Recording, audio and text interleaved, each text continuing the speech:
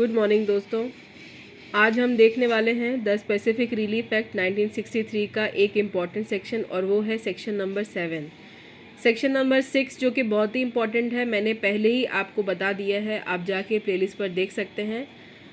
Specific relief act जो है Bihar judicial service के प्री और मेन दोनों के सिलेबस में ही है। हालांकि बहुत कम मार्क्स का आता है, लेकिन मार्क्स से क्या लेना देना, आता तो है ना।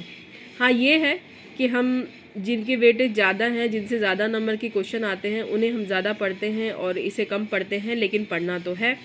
तो चलिए देखते हैं सेक्शन नंबर 7। देखिए, सेक्शन नंबर 7 बात कर रहा है विनिर्दिष्ट जंगम संपत्ति का प्रत्युत्तरण, यानी recovery of specific movable property.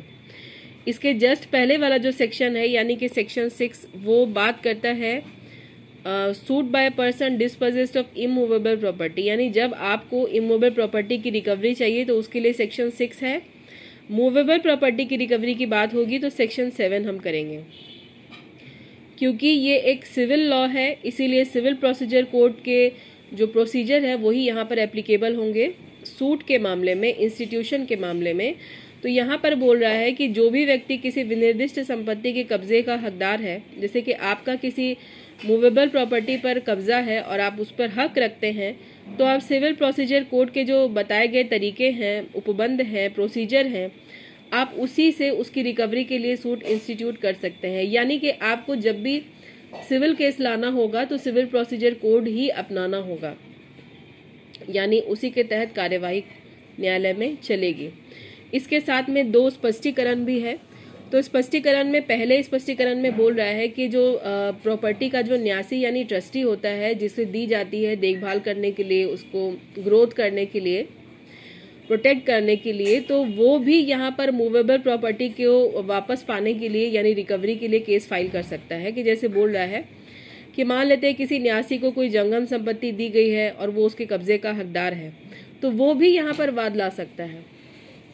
अब अगर कल को किसी ट्रस्टी के पास से कोई व्यक्ति जो है प्रॉपर्टी छीन ले या ज़बरदस्ती उस पर अपना कब्जा करने लगे, तो यहाँ पर जो ट्रस्टी है, जो न्यासी है, वो भी मूवेबल प्रॉपर्टी की रिकवरी के लिए सूट इंस्टीट्यूट कर सकता है।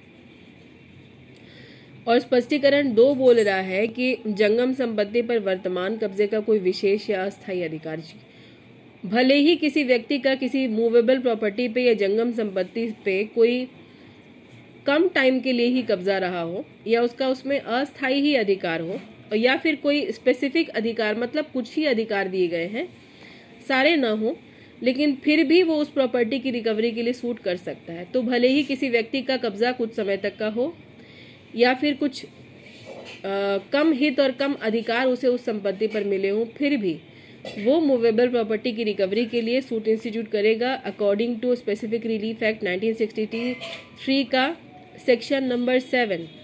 इस सेक्शन में इतनी ही बात है, आप लोग पढ़िएगा, इसे ज़रूर से पढ़िएगा और वीडियो को बार बार सुनिएगा। अगर समझ में ना आए तो वीडियो में कोई भी आपको समस्या हो तो आप कमेंट में बताइएगा।